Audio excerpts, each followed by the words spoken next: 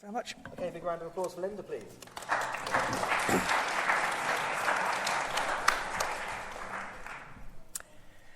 Hello. Well, from Ireland, I'm going to take everybody over to France. So, the Maison Forte de Reignac, which you can see in the photo there, is a fortified dwelling in the Vézère Valley in the heart of the Dordogne region of France. The area probably best known for its extraordinary wealth of prehistoric sites, including the painted cave of Lascaux. And you can see there the area in more detail. You can see Maison Forte de Reignac, Les Azys, often referred to as the capital of prehistory. And for those of you who know the area, maybe Montignac, where Lascaux is, and down to Sala, La Caneda, famous for its market. Very good Saturday market, I do recommend it. The area is also known for its limestone cliffs. These were first used for occupation in the Upper Paleolithic, and one site remained occupied as late as 1966. Excavations at Reignac revealed it was in use around 15,000 BC, and this artist's impression gives you some idea of how it might have looked at this period, and that is a very, very common look in the cliffs in the area. The site was subsequently occupied in the Neolithic, the Bronze Age, and on into the Iron Age, and people followed the examples of their predecessors and made use of the easily defensible shelters in the cliff face. Coming forward in time, this is how Reignac may have looked around about 1000 AD. The site was believed to have remained in occupation throughout the rather turbulent medieval period in the area, and at some time its timbered exterior was replaced with stone, with narrow arrow-slit windows in the outer wall, which would make a fairly difficult-to-attack site even more defensible. Unfortunately, very little historical information survives of Reignac's history during the medieval period, but the fortified dwelling would have undoubtedly provided an important refuge in the many wars that ravaged the region. In the late 15th to early 16th century, it was a more stable period for the house and its inhabitants, and the exterior is believed to have taken on the softer and rather more domestic aspect that we have today, with new window openings being made in the facade. And a stone on an archway in the terraced area at the front of the house carries the date of 1667 and gives an idea of when that area was probably landscaped, maybe for gardens actually at the front of the house. The inscription is believed to mean "it will remain unchanged," which is possibly only partially true, but maybe not very far off. Interestingly, our only early illustration of the house is a sketch by the Reverend Sabine Baring-Gould, published in 1911 in his book Cliff Dwellings and Castles of Europe. But we've got significant differences between this sketch and the house we know today. And at the moment, I'm by no means certain that this sketch has actually been correctly captioned in the book. And this is something I'm going to be researching in more detail, hopefully when I can get back there in a week's time. It's going to involve touring around quite a lot of places, comparing sketches in the book, and having a really good look at that on site, because this is really puzzling me at the moment. Now, I first visited Reignac about 15 years ago, and at that time, anything that post-dated the cave paintings was a bit too recent for my research interests. Then in 2017, Anthea Horden, who's my partner in crime on our website Raking Light, was in France with me. I had a vague 15-year-old memory that there was at least one daisy wheel in Reignac, so off we set. Memory hadn't served me wrong, and we were soon two very happy graffiti hunters. But it wasn't until we went into one of the large rooms on the first floor that the visit really went up a gear. A set-piece tableau, roped off to visitors on one side of the fireplace, dominated the room. But at a distance, I could just make out a cluster of letters in the stonework beside the window. And if you look between the right-hand tines of the swords hung up there, you can just make out some lettering, possibly. Your difficulty of making it out is probably about the same as ours was at some distance at the time. And there is CCTV, so we did draw the line at trying to hop over the ropes keeping us away.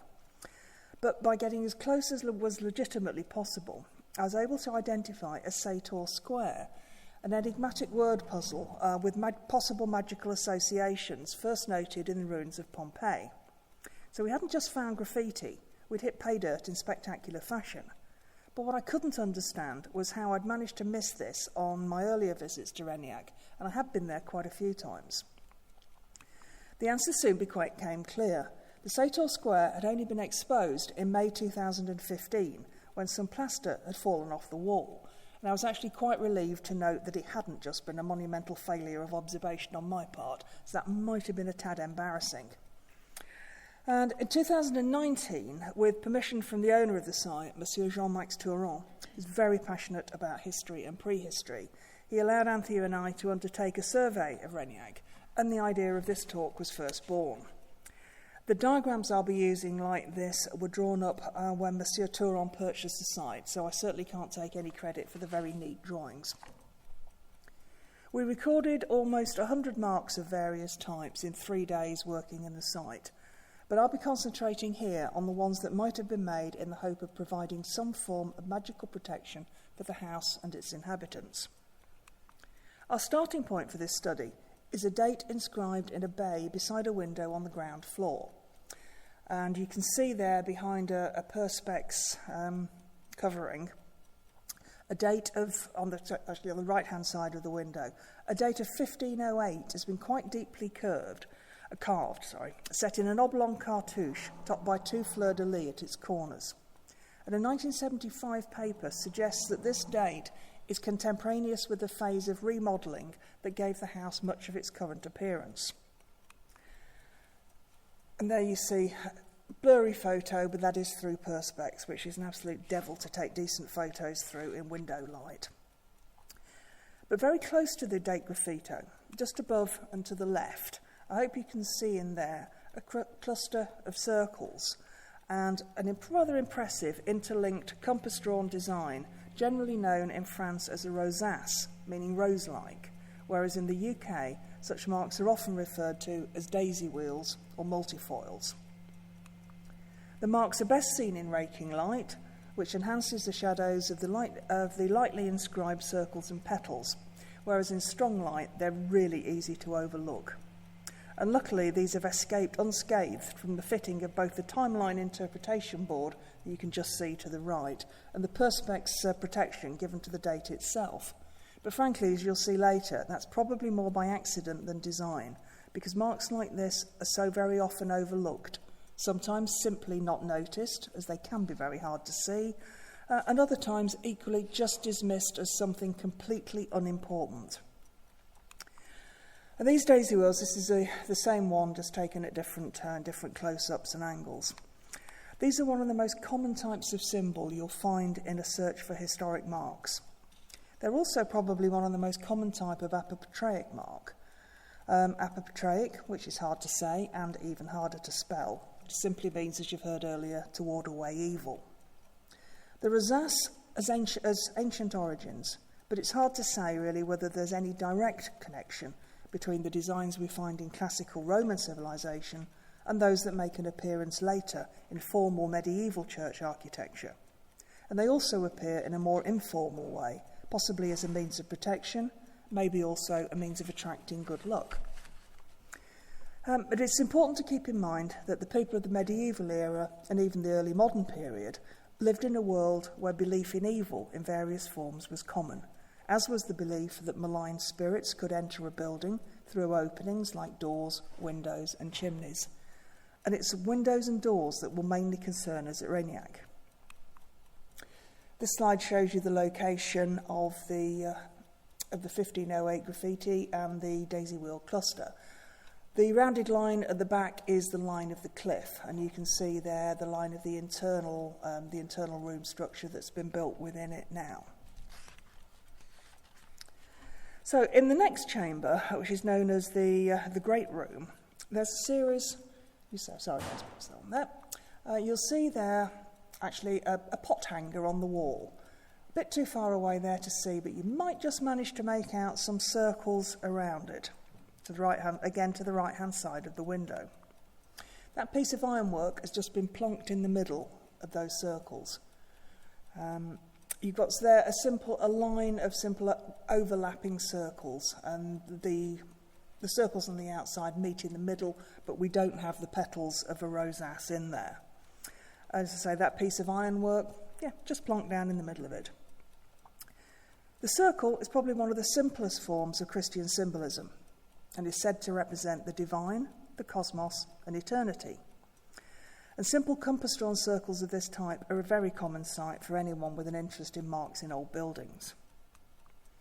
On the left-hand side of this window, and that is more difficult to see there, you can see a very large daisy wheel. You can just see to the right-hand side the circle coming round to halfway down that board and one petal at the top. And that's another example there of where an interpretation board has just simply not seen what's underneath it. So just again, plonked on top, largely obscuring that particular rosace there. Moving upwards, we'll find at the top of the staircase, the first thing we get there is a large pair of double concentric circles, approximately 16 centimetres in diameter. And almost opposite, we've got another smaller compass-drawn circle in the outer side of a doorway of a room known as the dortoir, or the dormitory, believed to have been used as a common room and sleeping quarters for the servants. But the most notable thing we've got here, you can see me lurking behind the doorway there. I don't know why on earth I put that one in. But you can see this. One of the very large W marks, of the type that often get referred to as conjoined V's or Marian marks. Now, I'll say straight up here, I'm not aware of any other examples of this mark in the region, and so we've got quite an interesting one here. It is, though, one of the most common form of marks found in the UK and is widely known across Europe.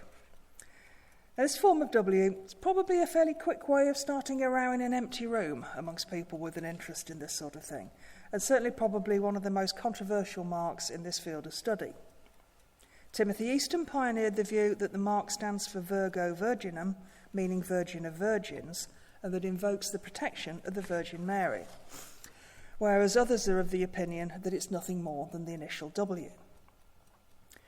Well, if the former explanation holds true, the survival of this mark in England does speak to it having become so deeply ingrained in the popular psyche that it managed to sail unscathed through the Reformation, remaining widely in use, probably becoming divorced en route from its original meaning. But the argument about these marks is long and complex and could easily be the subject for a separate talk. But it's true, I think it's one of these marks that is very often overinterpreted. And in many cases, a W is clearly nothing more than an initial. And so in this context, if you've got an interest in this, I would counsel looking very closely at the context before categorising any W as apopatreic. And my approach should be to run through the following checklist. First of all, have you got another letter in close association with it in the same style? If so, what you have is likely to be initials. Secondly, is the letter or letters in close association with a date? If so, you've probably got nothing more than a person recording their presence there. Thirdly, is the location of the mark in a situation that would imply the need for some form of magical protection? Here, remember the phrase beloved of estate agents: location, location, location. In the case of the W marks at Reignac, they are each in the entrance to a room, possibly a room occupied by the working class in the building. There are no other initials associated with these large and obvious marks, nor is there any date nearby. And that's the one on the other side, in the more or less the same position in the doorway leading out of the room, or into it, depending on which way you're coming. And so here, these locations, with the W by itself in a doorway at either end of the corridor room, are ones that clearly see it as possibly protective markings. Moving on, in the small antechamber at the far end of the servants' room is a large faint circle by one of the windows, and it really practically is impossible to see on there, but look at the top right and the bottom left. We've also got a mark there, another one, it's actually kind of like a square, an oblong rather than a square, with lines drawn across it.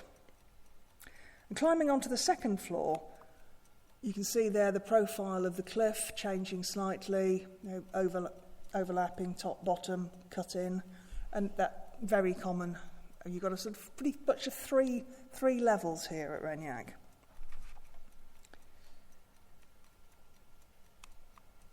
Now we're back into the main room where all our excitement started. We're in the large drawing room at 60 square metres, the largest room in the house. And it was here in 2015 that the Sator Square was found when the section of plaster dropped off the wall. There you can see the remaining plaster. I can tell you I have frequently been tempted to borrow one of those swords, prise a bit more off and go whoops and see what was underneath it. Although I do get on quite well with the owner, so I'd really rather not do that. Well, I'd rather not get caught doing it. So in close-up, that's what we've got.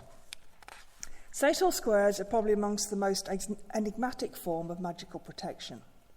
Their meaning remains obscure, and there are numerous radically different views on both their meaning and their origin.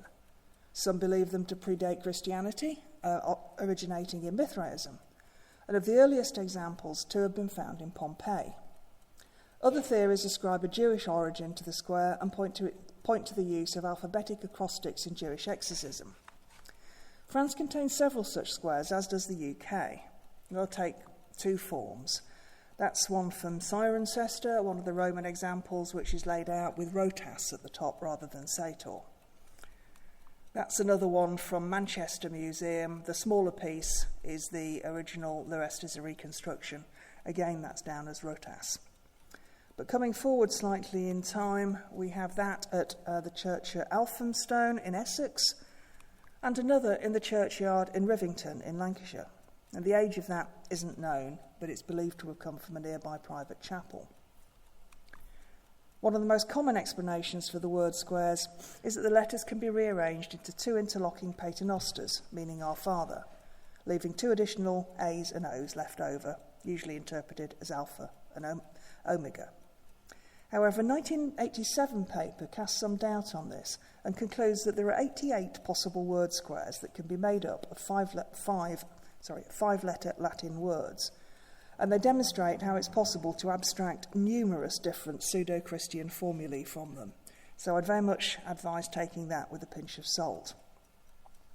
So in short, there's no consensus on the square's meaning, and if the intention of the square was to remain secret, it certainly succeeded admirably in that regard.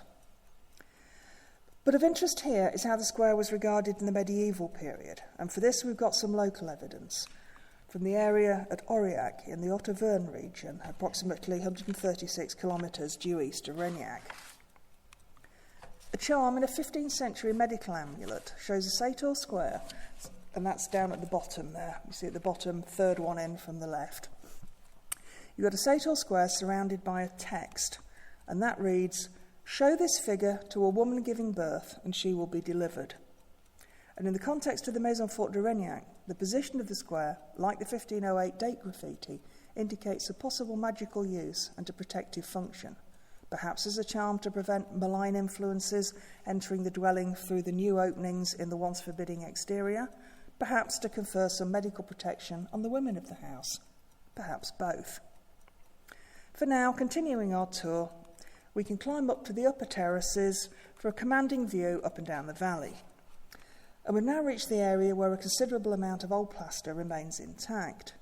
This contains probably the greatest concentration of graffiti left behind by visitors to Reignac, found on both the plaster and the exposed stonework.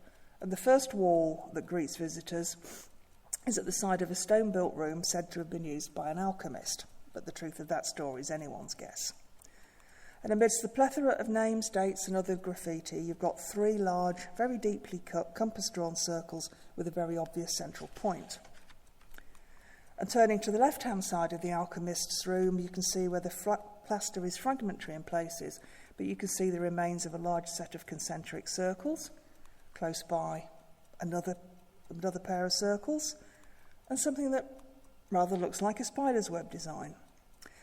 And on this and every other wall of this building, you've got to say a plethora of riches for the historic graffiti hunter, testifying to the fact that the Maison Forte was a popular place for visitors during the 19th and 20th century, and we really can't tell the age of any of these designs. But for now, as is traditional, we need to end our tour of the house and exit through the gift shop, pausing en route to look at a curious collection of symbols drawn on a reconstructed wall at the top of the steps at the side of the building. Anthony and I were a bit surprised to see this, as there were several very recent-looking marks engraved on the new stonework. We were informed that these marks were made by Alain Rousseau, who co-authored the short paper on the 1508 date graffiti. Unfortunately, he died only a few years before I started researching Reignac and its enigmatic marks, so I never had the opportunity to ask him why he chose that collection to adorn the exit from the house. But Monsieur Touron believes that the marks represent marks that Monsieur Rousseau believed that the inhabitants of the Maison Forte would have known. The daisy wheel's obvious, as is the IHS. That's a very common Christogram. And in Reignac, there's one on the door of the old bread oven. The 8-pointed star, known as an Auxelis cross, puzzled us, and at first we just hadn't come across one in the house, so that necessitated a top-to-bottom run-through, looking again to see what we'd missed that Monsieur Rousseau might have seen. Eventually we found it, hiding in plain sight on a fireback at the back of a chimney. The fireback isn't original to the house, but for the 16th century period feel, and that's one of the ones that Jean-Max had bought for the house. And the 8-pointed star is a very common motif on firebacks in the region. Mystery solved. This collection, though, illustrates how quickly accurate information about the intention and even the identity of the mark makers can be lost, and perhaps it's even easier to understand how original Christian symbolism can be lost as marks transition into folk belief and protective charms. And as Anthony and I left the Maison Forte, tired after a long day surveying, we suddenly realised we hadn't checked the exterior for the building for marks. And what did we find? Sorry it's faint, but we found more circles, because what we'd learnt so far told us that the inhabitants of Reignac had really, really liked circles, especially near windows, which is where this one is. These are very weathered, but could still just be made out. And there we've got another set of concentric circles on the same block, immediately outside the ground floor windows. So the motto of this story is, always check the exterior as well as the interior. And in our tour through the Maison Forte de Reignac, we've seen how, in addition to its fairly considerable natural and man-made defences, the inhabitants of Reignac inscribed numerous protective signs and symbols into the fabric of the building. This provides an overview of the location of the main protective marks, and you'll see that the windows figure very, very highly here, and with the oddity inside of the doorways with the 2 W's.